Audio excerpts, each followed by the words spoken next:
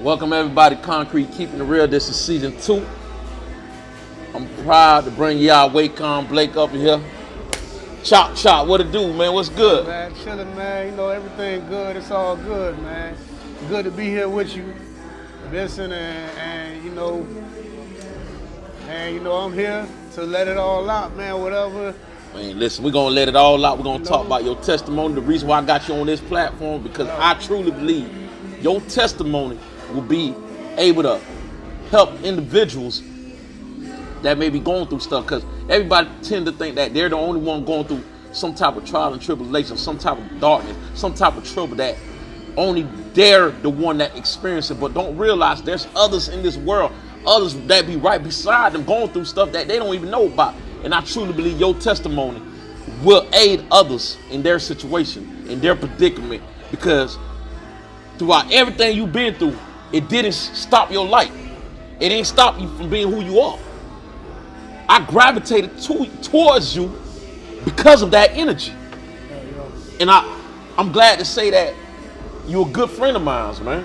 For sure, man. So let's take it back, man. Let's take Yo. it back. How old are you right now? Right now, I just turned 35. 35. September 20th. Right. A couple days ago. We talking about a couple days ago. How I feel to be 35 on the other side of the wall, not in prison, not celebrating your birthday in prison. Well, I done spent like 13 birthdays consecutively in prison. 13 birthdays in prison. 13 of them. So you're telling me you did your last 13 birthdays, not your last 13, but the previous. How many birthdays you celebrated on the street Man, recently? So I've been out 3 years now. 3 years. Yeah. So prior to that, you did 13 birthdays in prison. That's 13 years. Right. Did you do 13 years straight? I did 10 years straight. 10 years straight. So enlighten me. During that stretch, what you did, you did 3 years, got out and went back to jail again? I did 3 more birthdays before the 10-year sentence that I just served, right? I did more time when I was juvenile. I did more time when I was 19 years old. I did a year and a day. Well, not a year and a day, a 364. Right. I did a 364. I went to boot camp. I got out. I was out for a couple years. Then I got locked up again. So prior charges that I had was it was an aggravated assault on a Leo, right? And what they did was they offered me a plea of community control. That's hard to do, boy. It was my first charge, and they charged me as an adult. I was 17 when I first caught the charge, but they charged me as an adult because I turned 18 while I was in TGK. Right. And that's another story too. Right. Because you know how TGK is on that juvenile float. Man, that thing was hectic. You feel me? So, I had to fight through it. So what happened was I caught the aggravated assault on a Leo, and then when I went to court, they said that they'll drop my charges to a simple battery. About that circumstance, you caught an aggravated Leo while incarcerated? No. Or on the streets. how you did that? How that come about? Well, nobody really think about putting their hands on the Leo, so how that went about? Well, it wasn't what they said it was. Okay. We know that tend to be true sometimes. Yeah, it wasn't what they said it was. So I ain't never put my hand on the law enforcement officer. Right. If anything, they could have charged me with resisting arrest. Got you.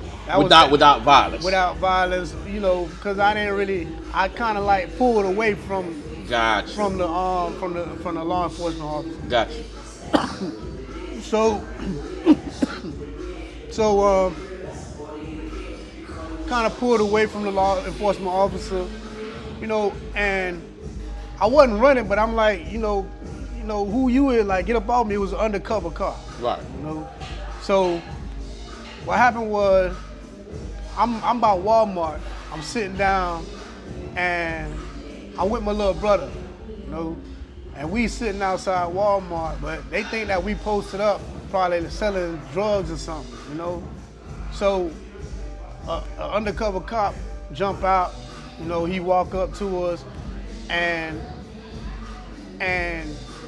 out of nowhere he just grabbed me on my shoulder, like, come on, you coming with me? And I'm like, I swung him off me. So that's when he started grabbing me, and then more officers came and touching me to the floor, and then they, you know, put me in handcuffs. I ain't do nothing in return, you know. Right. I ain't, cause I'm out here, I ain't got nothing on me, you know. So that's why they just charged me with aggravated assault on the Leo, you know. I was young at the time. I was 16 when I first caught the charge. That was your first charge? That was my first, like, felony charge. You know? So that was a felony. So you just talking about two black kids that chill in the parking lot, brothers, not kids. Right. Two brothers chilling in the parking lot, not selling no drugs and not doing anything, Right. being harassed by police for sitting in a Walmart parking lot. Right. And you know what get me upset? Because if it was two white boys sitting in the parking lot, I won't think they would have got that same treatment that you got. So here it is, you get your first felony at 16. I'm quite sure you probably missed days out of school because of that. Oh yeah, I was going to North Mountain Beach seeing high school. You know, I got kicked out of North Mountain Beach seeing high school because I kept on getting suspended because we kept on fighting and stuff at school. So they sent me to an alternative school, and I got kicked out of that because What alternative school you went to? it was NMB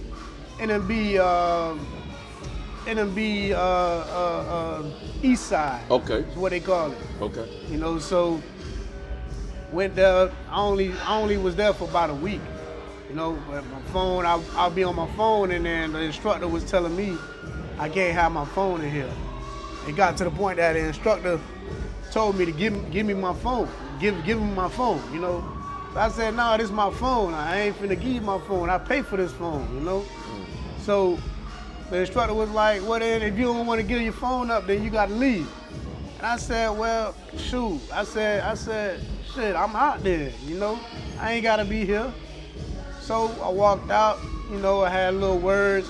I walked out, I was mad, I was hot, you know.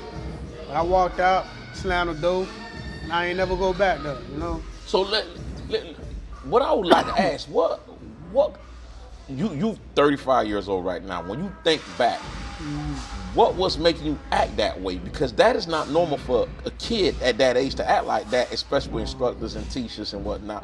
What do you think was causing you to get suspended from school or not being interested in school? Because the reason why I know this is a 2, 3, 4 fold questions.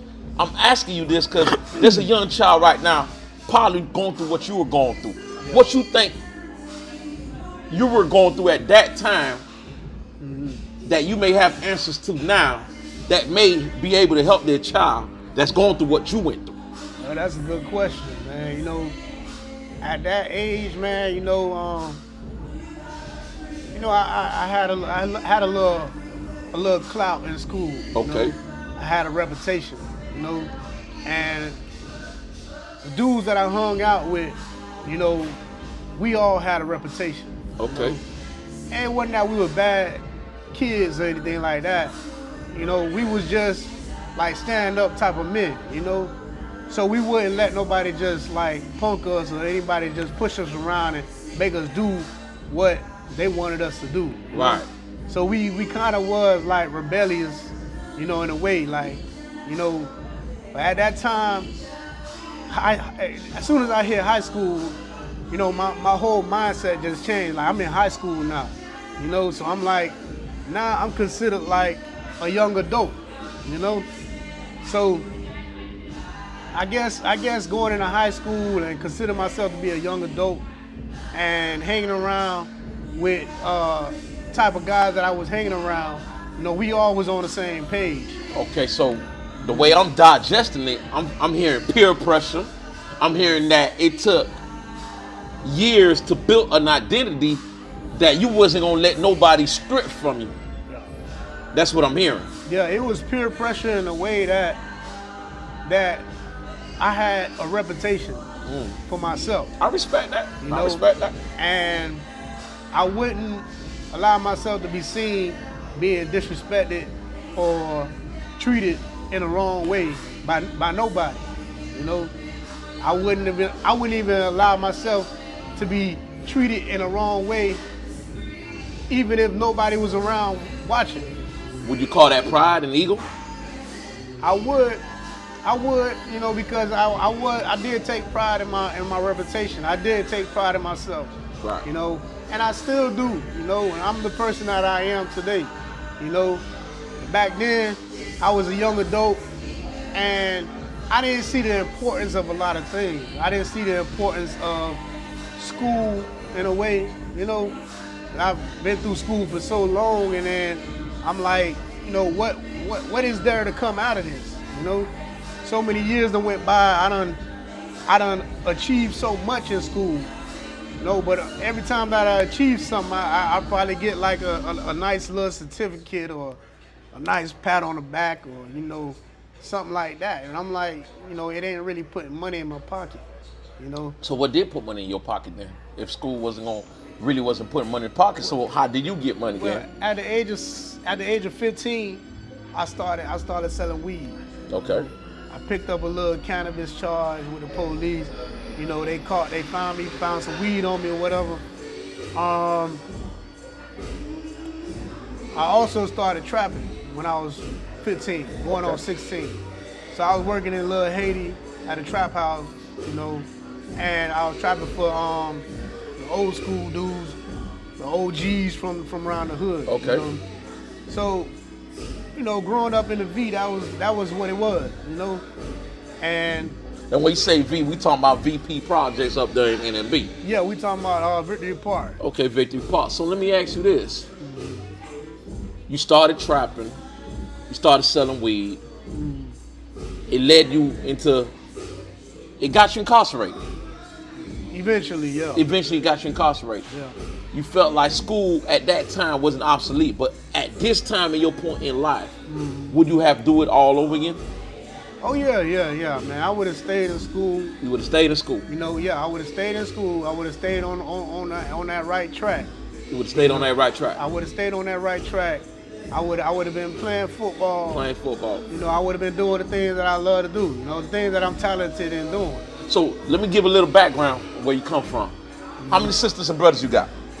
I got 3 sisters and 1 brother. 3 sisters and 1 brother. Yeah. And where do you fit in all this? When I say fit in all this, where do you land? Are you the middle child? Are you the first child? Are you the last child? I'm the middle child. So you the middle child. Yeah. So you was raised with both your parents? Well, my mom was around, but my dad was around more. He was there every single day. I lived with him. So it's the flip side. Your dad was your everyday stable in your life. Yeah. Because usually when you hear a single parent, you're hearing the mom. The mom, yeah. So your dad was the backbone to you. Right. You know, that's probably why you became the man you are today. So let me ask you this. What led you to the path of where you got 10 years in prison? Well, at the time when I got charged with an armed robbery with a firearm, you know, it wasn't anything that I was involved in. I wasn't involved in the robbery, you know. But I think what really led me to getting charged was that I wasn't doing nothing really. You feel me? I had just started school, you know, but I was. How old were you? At the time I was 21. 21. And so when you started school, what you talking about, high school or college? College. So you just started college. Yeah. So you did get your high school diploma. Yeah, I got my high school diploma by then. So you did went back to school and graduated. Yeah. I commend you for that. Yeah. So while you starting college, your life changed. Yeah. When I started college, I was in college for a few weeks, probably like 3-4 weeks, and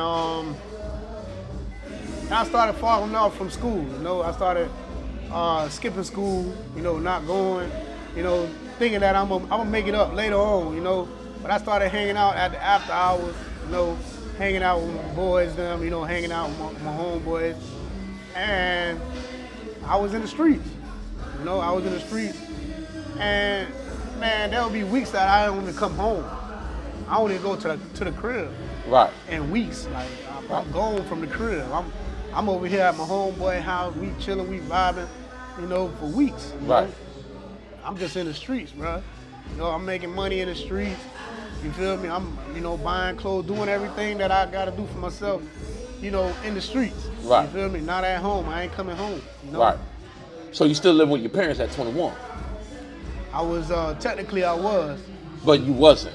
Technically, okay. Okay, yeah, technically at the age of 20, I moved out of my parents' house. Gotcha. I moved out because it was my grandma's home. Right. My dad also, and I moved out of that house.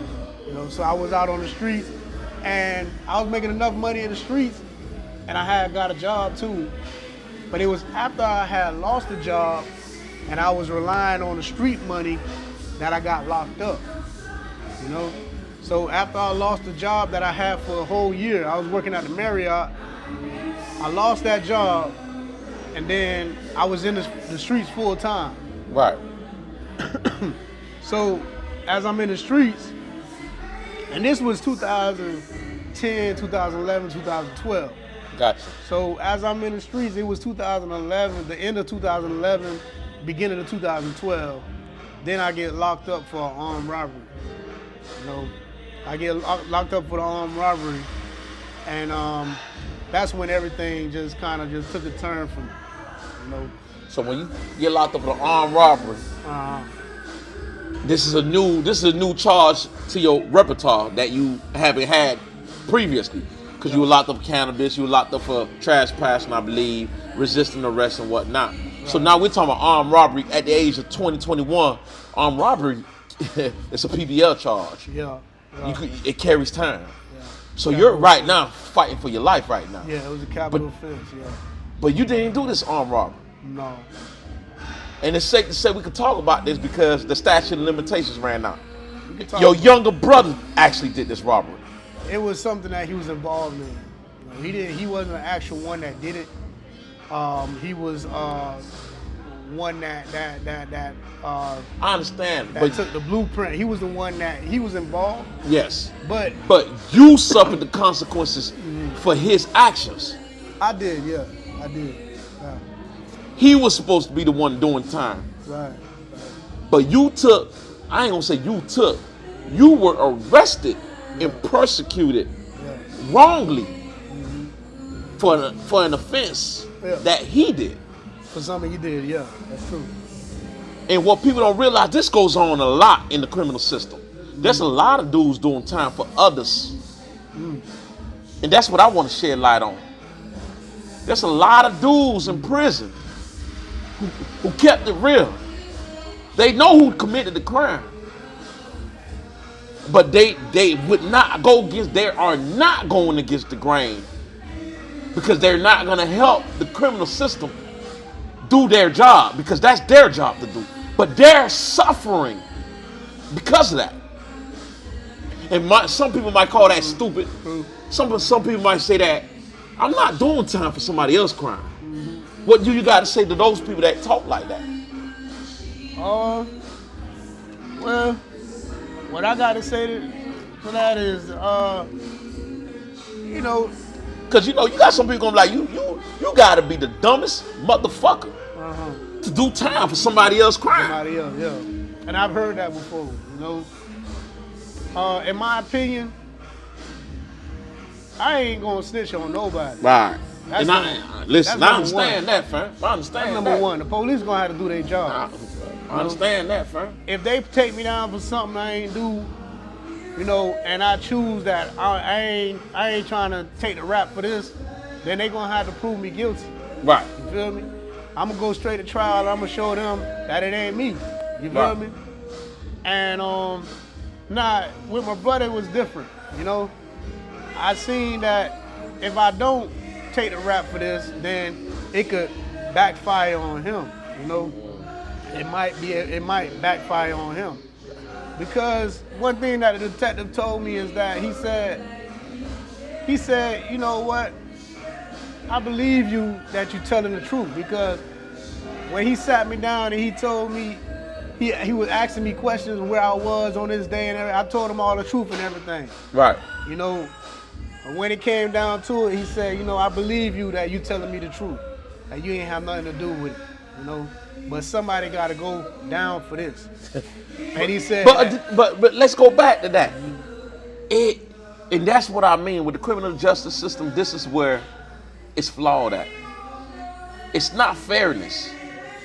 It's about winning by all means necessary. Look what the detective told him. Someone has to go down for that. yeah. Why that someone gotta be me? Why that someone can't be the right perpetrator? Why it gotta be anybody to go down just so you can meet your quota? Just so you can fulfill your task? Just so you can make your bosses happy? It should not be like that. The justice should be fair, not win by all means necessary. But let's go back on that. Right. So he said he believed me that I'm telling the truth, that I ain't have nothing to do with it. You know, but he said that somebody has to go down for this, and you're our last lead. Now, if you can't give us somebody else, then we're gonna have to take you in. And So basically, he's telling if you don't stitch on somebody else, we putting everything on you. Right. So how did you feel in that moment when you heard that? When you know you had nothing to do with this? Well, Because that could be devastating for someone that never been through that experience. when he told me that at that moment, it didn't really register until I was in the back of the police car on my way to jail. Fuck. You feel me? But at the moment, I'm like, man, I ain't got nothing else to give you. Like, I told you everything I know. Right. You feel me? I told him, I told you everything I know. Like, you know, and to be honest with you, I ain't even think that I ain't even know my brother did it. You feel me? Or he was involved with it. You feel me? At that time. Right. You know? Right. Because at this time, you just stunned that you in the police station for a crime that you had nothing to do, being interrogated for something that you knew nothing about. Exactly. Because this was not your MO. Like you say, you was a trapper, a hustler, but now they got you for robbery. No, I mean, there was times that You did your thing? I did my thing. Okay, you see, I love that you kept it real. Yeah. But you not supposed to be punished for what you got away with. Right. You understand what I'm saying? Yeah. A police is not supposed to punish you for the things you got away with. Yeah. You supposed to be punished for what you got arrested for. Exactly, I don't give a damn how you could have got away 100 times. Exactly. Yeah. You are persecuted for the crime that they charge you with, not the crimes that you got away with. Yeah. If that make any sense. Yeah, that makes sense. You know, they gonna charge you with it. You know. They gotta prove it. Yeah, they gotta prove it. You know. So I basically took a plea on that. You know, I basically went in and copped out. And what plea you took? I took a 5-year probation plea. You know, I felt like, okay, I could do this probation, 2 years, early termination. So you got off? I got off. 5-year probation? Yeah. I had credit time served. I had like 2 years in already. It was really 18 months I had in, and then followed by 5 years probation. So Chop, how the fuck do you get 10 years consecutive calendar years after getting off of that, bro? I violated probation. 6 months later. 6 months on the street, you violate probation. I violated probation. You know what people gonna tell me? You must have loved prison. You must have loved jail. You must have loved that. I How you get caught up like that? I was really like chasing money. Like, you know, chasing the world. I was chasing money. Okay, nah. You feel me? I'm just But telling I was you. doing I'm things playing without- devil advocate. How people looking at this during this interview? Yeah. They gonna be like, okay, hold up. You took the rap for your brother. Armed robbery could have been 25, 30 years, 40 years. You get 5-year probation. Get your act right. Go finish school. But rather than finish school, you still in the street playing Russian roulette. You rolling the dice. Nah, it was tough to get a job at that time. You Why know? would it be tough to get a job? I went to a job interview at a warehouse. Right. And then, you know, they once they did the background check, They wouldn't hire you. they wouldn't hire me. That's fucked up. But all the while, I gotta pay bills. You know, all the while, you know, I gotta make money. You know, make. So my living. you're basically trying to get an honest living, but you can't get a living because you're a felon. Yeah. But look, the hypocrisy in the country right now. But we got a president right now who's a felon running the country, a felon right now. That ain't stopped him, impede him from becoming the president. Right. But you couldn't get a job back then. Couldn't even get a job. And that's what the pressure was, you know? It was pressure on me. So I'm like, all right, well, let me do what I know to do. I kept selling weed in the street, selling weed, you know? So I go to the plug house and I buy a nice little zip, you know? I buy like a QP, you know, and I leave from there. You know, some nice, you know, Exoto. Right. So I leave from there, and I'm with my girl at the time. Her name was Drea. We ain't together no more, you know. But I'm in the passenger seat, and she driving, you know. But the police is sitting outside of the plug's house, watching their house. I ain't know that the police had them under investigation like this, you know. But everybody that was going inside there and coming out, they apparently they were stopping them, you know. So something told me when they do that. Believe it or not, they do that back then. They did that a lot in traps. Cause I got caught up like that one time. Cause I had a little trap, and I got arrested for that. Cause I sold someone some, you know, weed. And what I didn't know, they stopped them a block away. And he told them. And they doubled back to my trap, blitzed my trap. And I get locked up for what he said that he bought for me. So they did that a lot back then. So I reciprocate that. I can feel what you went through. Go ahead. Yeah. So they pulled her over. I'm in the passenger seat. I got the zip on me. You know, some told me to stash it, put it in the stash spot. You know, could have just put it in the stash spot. You on probation? I was on probation. But I'm like, you know, we ain't too far from the house, man. We gonna make it to the house. Everything gonna be all right, you know. So next thing you know, undercover, pull us over. Red light. So they come in and say, you know what I'm stopping you for? And she's like, no. And it's like, oh, you ran the stop sign. You ain't come to a full stop at a stop sign. So you got one officer at her window and one officer at my window, right? I got my window up, you know, but he knocking on the window, getting me to, you know, trying to get me to roll the window down. So I roll the window down. I'm like, but just a little bit. I'm like, is there a problem, officer? He's like, nah, you know, ain't no problem. And I'm like, he's just standing there, you know? So I'm just sitting there. But then he started he looking around inside, you know? So apparently they smell the weed coming, you know, they smell the weed. You know? Oh, okay, so you're not smoking in the car? No, we ain't smoking. Okay, I was gonna say that was the dumbest thing you could ever do. So the thing is that, so they asked her, you know, say, you know, have you guys been smoking in the car? Because they smell the weed, right? You know, and you know, so I answered for her because I don't want her to trip up. Right. So I said, nah, we ain't been smoking in the car. We were smoking like 2 days ago in the car, but we ain't smoking in the car now. You right. feel me?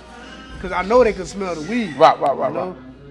So they like, well, is it okay for us to search the car? You know. So I'm like, look, they asking me now because I'm answering. I'm like, look, I'm not the owner of this car. I'm just a passenger. You know, you can't be asking me. I ain't the one driving. You know, I can't tell you that. So they turn to her, you know, and I'm thinking that she gon'. And she said, yeah. She said, yeah, you could search the car. Did she know you had weed? Did she know you had weed? She know I had weed. So why would she consent to the search of the car? I don't, to tell you the truth, Jeez. To this day, I don't even know why she would. Do you even talk to her to this day? No, we don't even talk no more. So now, you go to jail, because they find, of course. On probation. Of course, they find the weed, you're on probation. I'm on probation. So now, armed robbery. So now, you're back in jail for violating probation on an armed robbery probation. Yeah.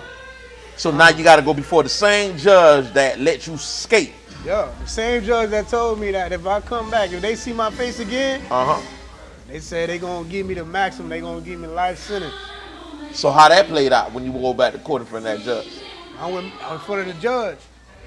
Judge, like, the judge say, hey, look, this new charge, this marijuana charge,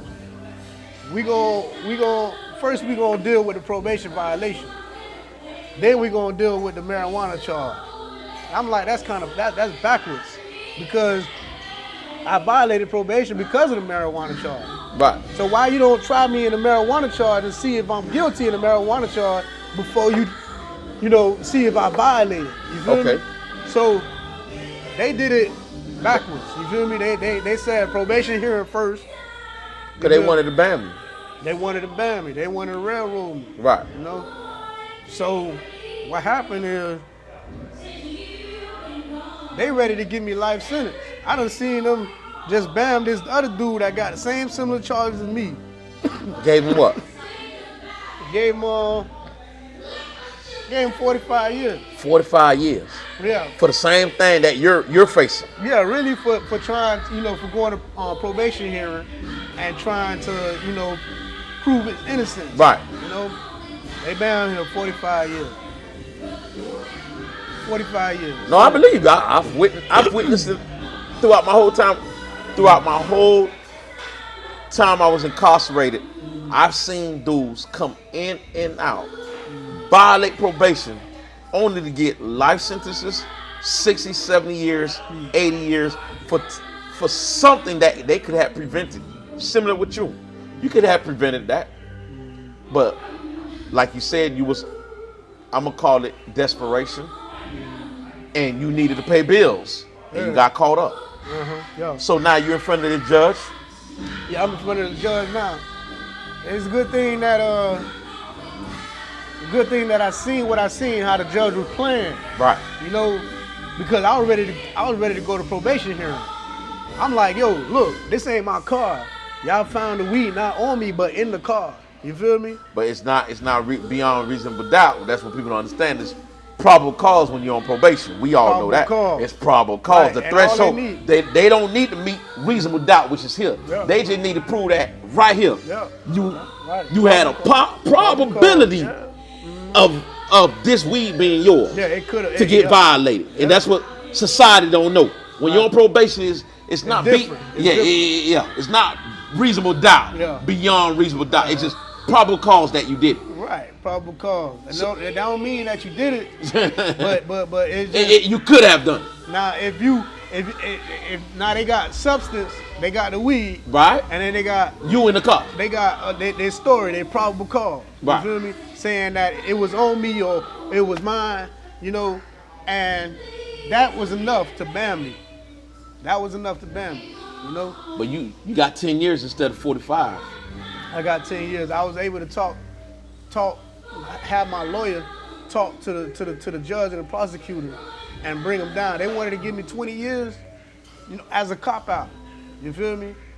I said, no, I can't even see that far in the future. Right. To do no 20 years just as a cop-out, right? So they brought it down to 15. I'm like, nah, I ain't doing 15 either.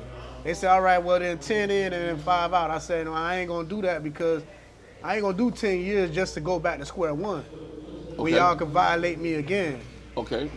So then next thing you know, they said 10 mandatory. I said, well, just give me the bottom of my guidelines. Like, give me what I score out to.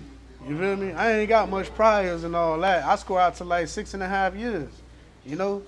I said, just give me that. I'll go with that. They like, nah. Even if the judge wanted to, they that's against the law because the maximum sentencing laws, according to these charges, these capital offense charges, you have to sentence the defendant to 10 or better, right. Mandatory 10. Right, mandatory 10 or better. More. Yeah, or more. You feel me? So that's what I was under. I was under maximum sentencing laws guidelines, and that's how I ended up getting 10 mandatory. So you get 10 years. Mm-hmm. What we don't talk about, you have kids, you have children at that time. Mm-hmm. Yeah. Your father to how many kids? Well, at the time I had one boy, and he was on the way. He wasn't born yet. So this is a boy No, that matter of fact, I'm sorry, my bad. At that time when I took the 10 years, he was just born. he was just born when He you was got your just 10. born, yeah. Your son Yeah, my that son. you know of. Yeah, my son. So, did you have any other kids? Now, yeah. No, we're talking about your son at that time, back in 2000. What year are we talking about? This was 2014. So 2014, you have one kid. You're about to do your 10-year sentence. Yeah. Now, in the midst of your sentence, you meet a lovely woman, which is your wife, who is your wife right now, Yeah. DJ. Yeah, I met her like a month before I before I violated probation. And she rolled out the entire 10 years of your incarceration. She rolled out for the rest of the time that I had to serve. So you only met her a month prior to your 10 years record. Yeah, true. I met her just a And month of course, before I got locked up. like any other relationship, there's up and downs. It's not perfect. However, she was there. She was there. Yeah, she was there. She stayed. She ain't going nowhere. So this was like the Snow White story, the Cinderella story that, that girls wish for. Like, you come home after doing your 10 years. So in the 10 years, did your brother ever come and apologize or said, big bro, I thank you for taking the time? Did that ever occur? Yeah, that occurred before I violated probation, before I got out Okay. on probation. I actually, he got locked up, and I actually was with him at Metro West. So y'all locked up together at the same same time? facility, yeah. Same dorm? Same facility. Same facility. Yeah. And what I did was, I scheduled a visitation. Y'all could do it at the same so time. that we could both go to Yeah, Vizzo and be yeah. in a booth at the same time. So we both went to the visitation. We had our girl come in. At the his same girl time. came, my girl Yeah, came. at the same time. And we both was in there, but it wasn't really about seeing the girl. It was about y'all having brother to brother talk. Right, exactly.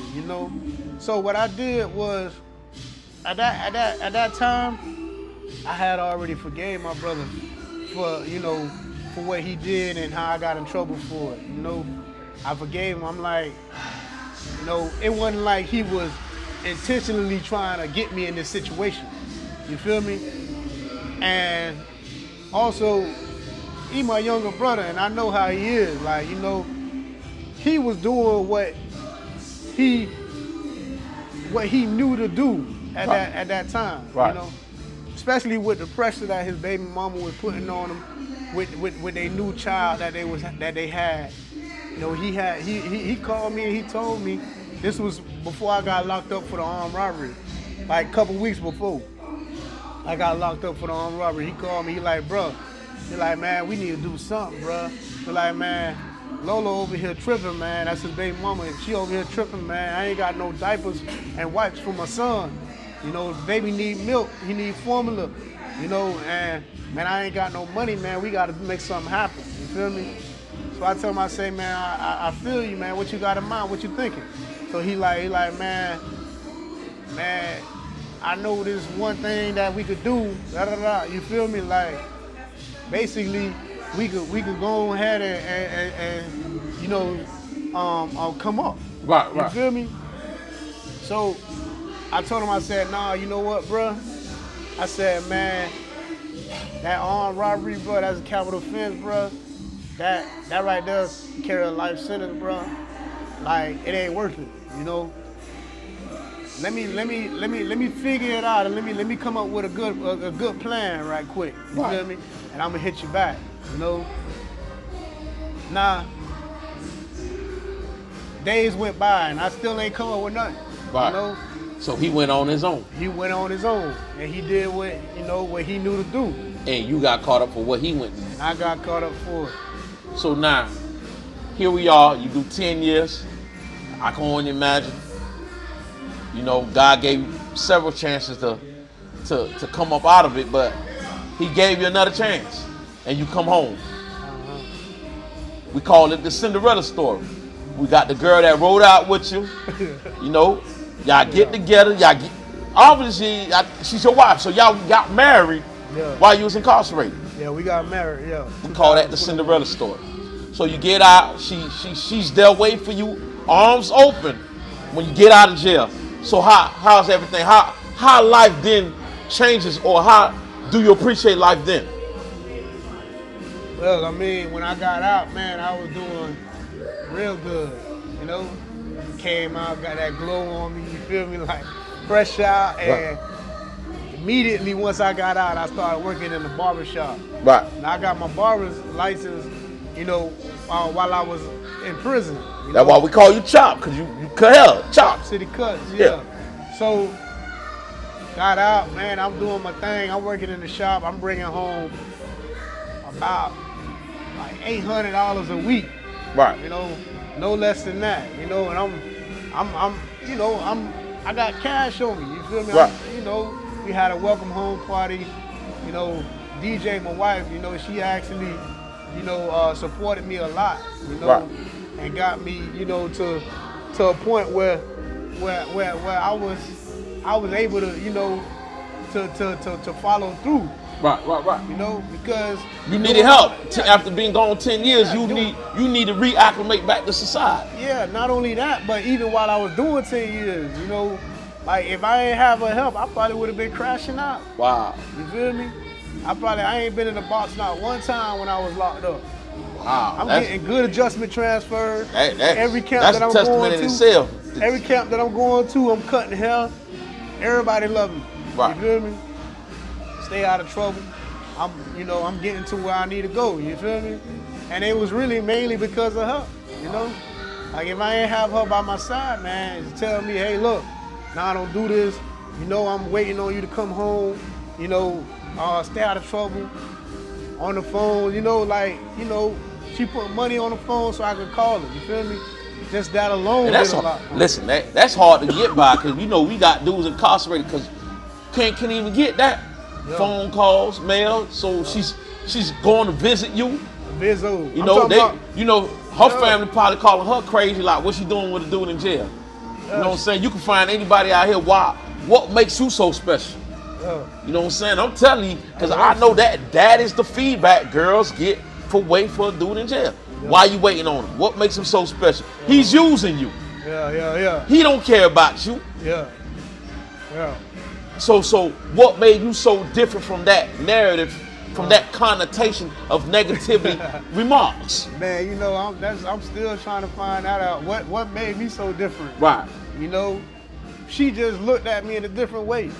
You feel me? Right. Everybody would say all those things that you just said, like he ain't no good, he in prison, he locked up, he gonna get out, he gonna shit on you, manipulation, gonna, you know, the whole rundown. Like, oh man, you know, check his, you know, he a cheater, he done did this and did that. You feel me? Like, you know, through it all, she just stuck with me.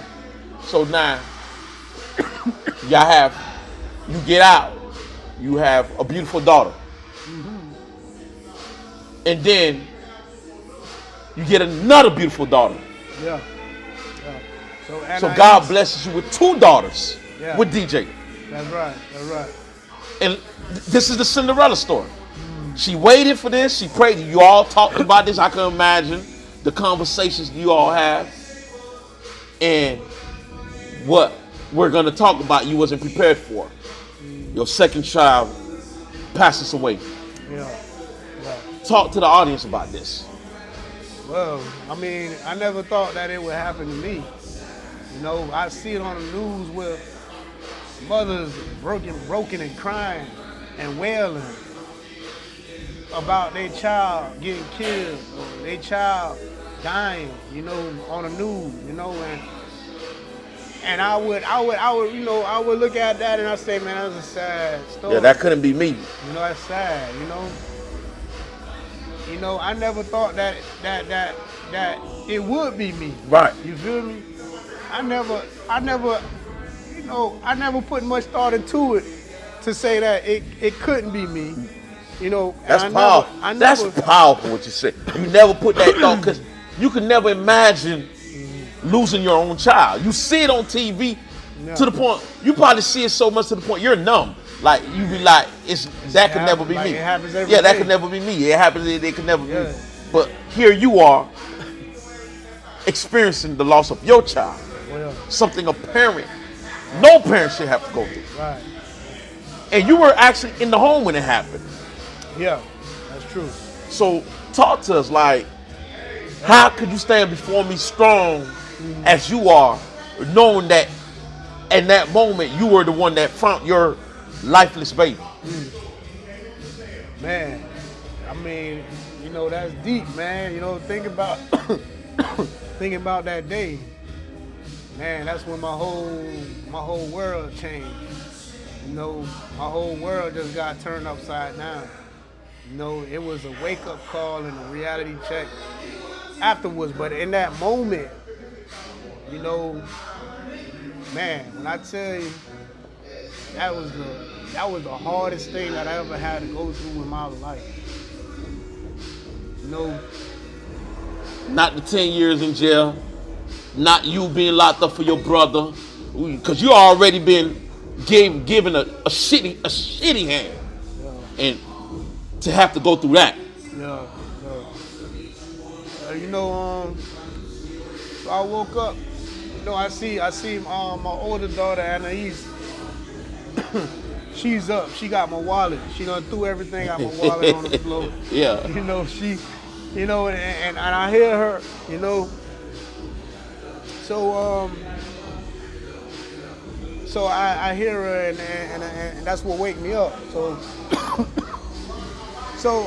throughout the day, I'm in and out of sleep. Like, I'm waking up, checking on the children, making sure they're good, going back to sleep. And last time that I went to sleep, I woke up again. I seen my daughter there. She was up. Right. So I got up, took the wallet from her, you know, put all my stuff in the wallet, you know, and I immediately looked back for my little girl, the baby girl. She was 3 months. Shekinah. That's her name, Shekinah. Her full name, Shekinah Glory Blake. So I look back and I see her face down in the sheets, you know. So at that moment, I ain't think much of it, but it was kind of awkward to see her like that, you know. Right. So I picked her up, and when I turned around to me, her mouth was like, and her tongue was just sitting there, you feel me? And her eyes was just like a little shut, like one was a little open, a little more open than the other one. Right. Like a mannequin. Right. So I'm holding her here, and I realized that she ain't breathing. I put my ear to her mouth. She not breathing. Right. So I lay her down, and you know, then I put my ear to her mouth again. She ain't breathing, so I start doing CPR. at the same time, like, Shekinah. I'm like, wake up. Shekinah, she was unresponsive. Man, as I'm doing CPR on her, blowing in her mouth and her nose, I call 911. You know, I tell them, you know, yeah, my baby, she ain't breathing. And I give them my address. They come right through. Like 5 minutes, they come through. So when they come through, and the thing about it is that as I'm doing this, my little girl Anais is right there, but she's like giggling, like she's thinking that it's like a game, like right. You know, she don't understand what's going on, right. You know, so I'm kind of like pushing her back a little bit, like, you know, let's give her some room, Yeah. and I'm like, this is a serious matter. I'm trying to revive her, you know, you know, so. Man, my whole world is spinning, dog. I'm like, what? I'm like, man, how? I'm like, what? How? When? Where? Like, how did this even happen? You feel me? Man, just my mind is just going in circles, man. You know, it was like a nightmare, bro. You know. So my question to you is, because you're in the home when it happened, I could never see myself in that position. Because like you said, it's hard for someone else to put themselves. How do you deliver that news to your wife? That Man, at the our moment, child is listen, unresponsible. Our child may be deceased. At that moment, when the paramedics are trying to revive her, you know, they got the oxygen mask. They doing everything that they can to bring her back. You feel me? And they, you know, the police officer, you know, is trying to incriminate me. You know. He think you had something to do with your baby death? Right. You know, he's trying to incriminate me. He's telling me that this is a crime scene, stay back. You know, serious? Now he come and ask me questions. I'm like, man, I gotta call my wife, man, let her know. So I call my wife, man, and I'm crying. Right. I'm like, babe, where you at? She like, oh, I'm at work. What happened? I say, man, you gotta come home right now, man. Shekinah is not breathing. And when I tell you, she like, what? She like, what? She like, I'm coming right now. No. She started screaming on the phone and hollering, and I'm like, man, she hung up. You know, so by the time she make it back, man, we already left. They didn't even want me to get into the officer, the police. There's this one officer, I had a run-in with him already. Right. On a traffic stop, you feel me? And he did me wrong. He not according to the law. You feel me? Right. He tries to incriminate me. You feel me? Maybe because when he did the traffic stop, he seen my background, and he automatically want to take further measures, you know, while doing what he's doing. But at this particular moment, the same officer walked through the door. Same bald-headed white officer, he walked through the door. You know, so all the other officers is not, they not being as critical as him. You know, but he's trying to tell all the other officers that, this is a crime scene. He's questioning me, you know, trying to get, you know, as if it was foul play with your own daughter's death. Exactly. I'm like, no. I'm like, hell no. Like the way that the questions that he asking me, you know, like, you know, he's you know, it's as if he's trying to incriminate me. Right. You know, and I'm telling him all the truth. Like, nah, you know. So the ambulance comes. DJ come. DJ ain't even come at that time. The ambulance came. They already came. The paramedics is like trying to revive her, but they said they gotta rush her to the hospital. And I said, well then I'm coming too. I'm saying that's my daughter. They're like, and then the same officer is telling me, no, you can't go. They don't have no space in the paramedics. So he wouldn't allow you on the ambulance with your daughter? He wouldn't allow me. He's saying that they don't have nowhere for my little daughter to sit, Anais. You know, he's saying that there's only one seat in there. And that's for your daughter. But who's going to be watching your daughter? You're the guardian. You're the parent. So why would he not want you with your family? That's what I'm saying. So I'm like, that don't make no sense. I'm like, yo, this is my daughter. You know, I'm going with her no matter what. I'm going with her. You know, I need to make sure my daughter's all right. How the hell you think that I'm gonna just sit right here and not know what's going on with my daughter when y'all trying to revive my daughter? Right. You feel me? I'm like, no. I'm telling. I said, man, you got to get your lieutenant. You got to get somebody out here. Right. But all at the same time, I'm still like trying to process what's going on. You feel me? But I know one thing is that they not gonna go and leave with my daughter without me being there. You feel me? Like I'm still hoping and praying and having faith that she's still gonna be alive. You feel me?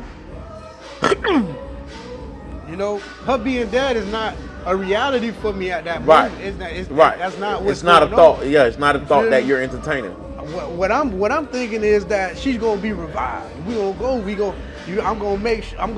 with her. You know, and so the whole time in the ambulance, we going to the hospital. Still unresponsive. I got my daughter with me in my lap. You know, because the paramedics And one of the other officers said, yeah, he can go in there, you know. So I was able to go, catch a ride in the ambulance with them. The whole time they trying to revive her. They trying to, do CPR, revive her. So we get to the hospital. They rush her in and they still trying to revive her. I got anais in my hand and I'm pacing back and forth and I'm looking and just, praying, man, praying and crying and hoping that she catch a breath. You feel me? That she come back, So after a while, they pull the curtain and the doctor come to me and says, he's like, she didn't make it. Sorry, she didn't make it. I had to just be a man and accept it, bro. That she was no longer with you. That she was no longer here. Cause the whole time, I'm in my mind, I'm shunning those thoughts that she gone, she gone. I'm rebuking that. Right. You feel me? And it's a spiritual warfare I'm going through and a mental warfare that I'm going through. I'm like, no, you can't tell me that she gone, no. Although this was your first child that you lost, it was what we failed to mention that prior to you going to jail, you had a son. But prior to you losing your daughter, you just learned that the son was, through DNA, was not your son. That you had a connection with. Yeah, that's a whole nother story. When I got locked up, I had a son on the way. Right. And I had a son who was supposedly my son, but turned out that he wasn't my son. Right. But we're talking about the one that your wife used to bring to come see you. Your son, the one that you claimed that you knew to be your son. Right. But only to come home to learn that wasn't your son. Yeah. So what I'm trying to put here is you lose your daughter, you lose your son. It's only so much a man could take. Only so much. Yeah. For 10 years, I'm thinking this is my son. Yeah. And then only to lose my daughter. That's a lot, man. It was for 12 years. That's a lot, man. 12 years I was under the impression that this was your son. That this was my son. He's playing at your parents' home. Your sisters, the aunties are raising him as if he's the nephew. Yeah, he's a part of the family. Yeah. So like what I'm bringing to the forefront is this is a lot, man. Yeah. This is a lot. I'm telling you. And that's why I brought you on this show, because people don't understand what others go through out here. You see, I had peace because we found out that he wasn't my son because his mom found out who his daddy was, really, by taking a DNA test, So they took a DNA test on this kid that was supposedly my son, that I thought was my son for 12 years. You feel me? And it was his birthday, and I sat with his mother. Me and his mother wasn't together. I have a wife. DJ is my wife. Right. But I sat with his mother to make plans for his birthday, and she mentioned something to me. She said that when he was born, she was dealing with this other guy longer than she was dealing with me. Gotcha.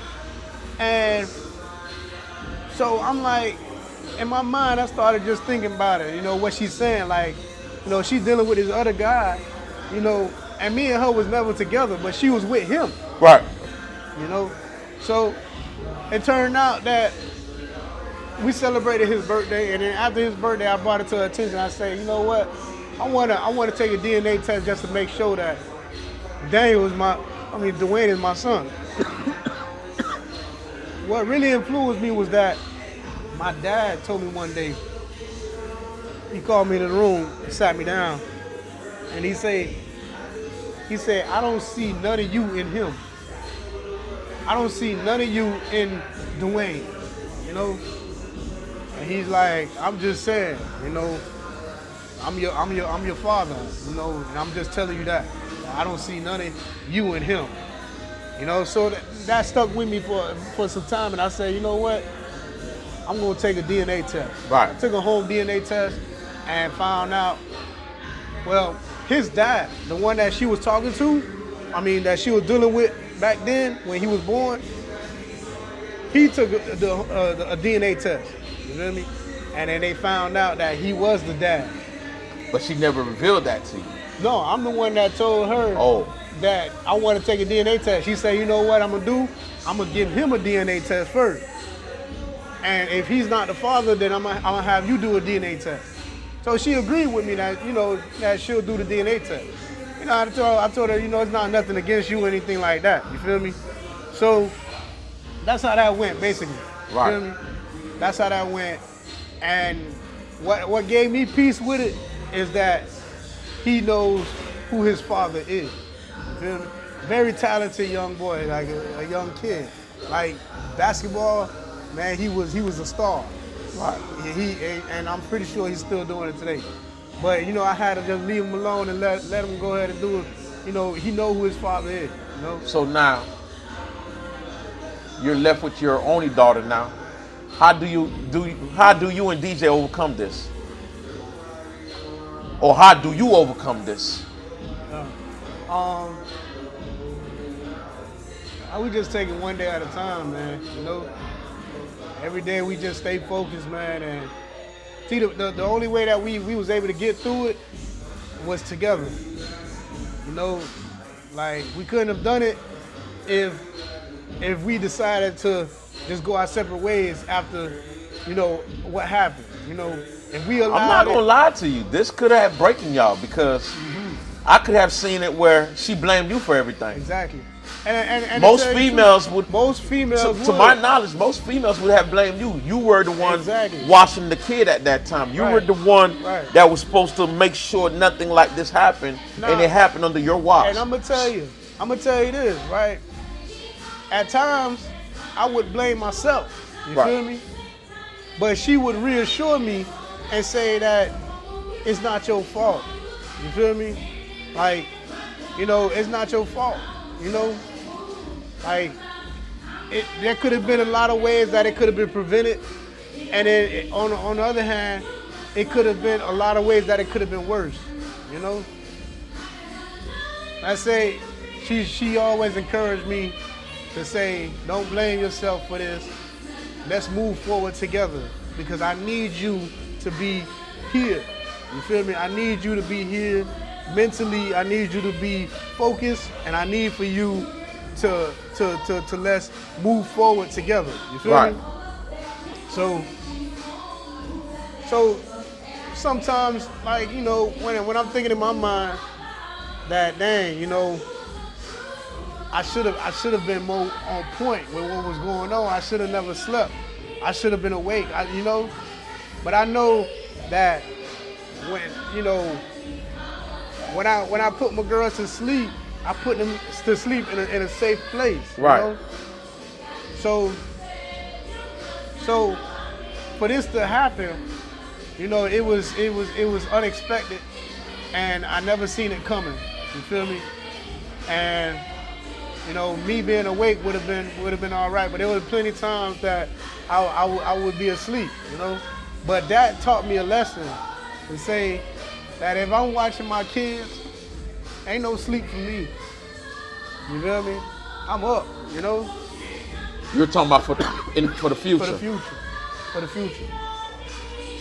I'm about to wrap all of this up. Yeah. It was something that was said the other day, and I mentioned it. I was talking to a chiropractor recently, and we were just talking. And he said, what we see as bad is always good. And I'm going to mention this right now for you.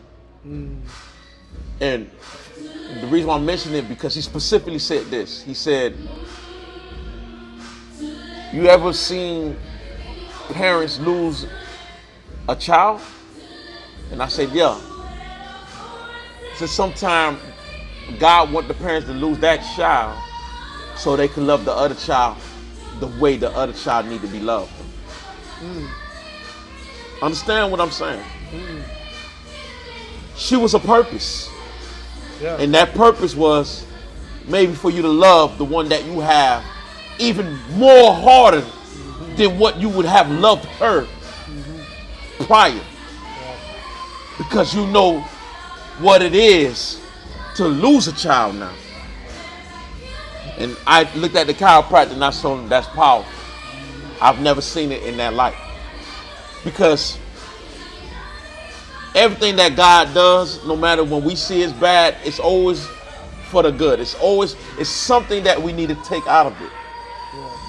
And like I say, your story is remarkable. The fact that you're still standing before me, the fact that you're doing great things, the fact that you're pushing forward, the fact that you're together and you did not let that break y'all.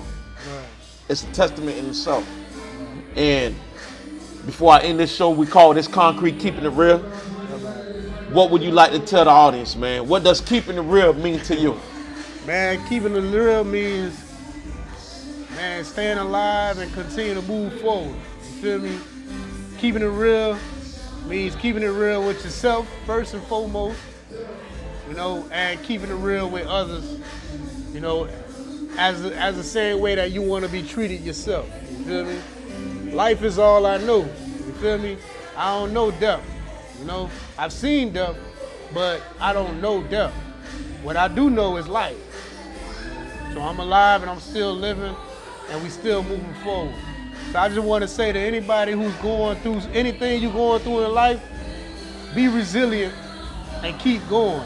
You feel me? If you're going through something you feel like it's the end of time or end of your day, or this is over with for you, tell yourself that it ain't even began yet, that there's more to come. So keep going. Keep going. Thanks for coming to Concrete Keeping It Real, man. Yeah. All right.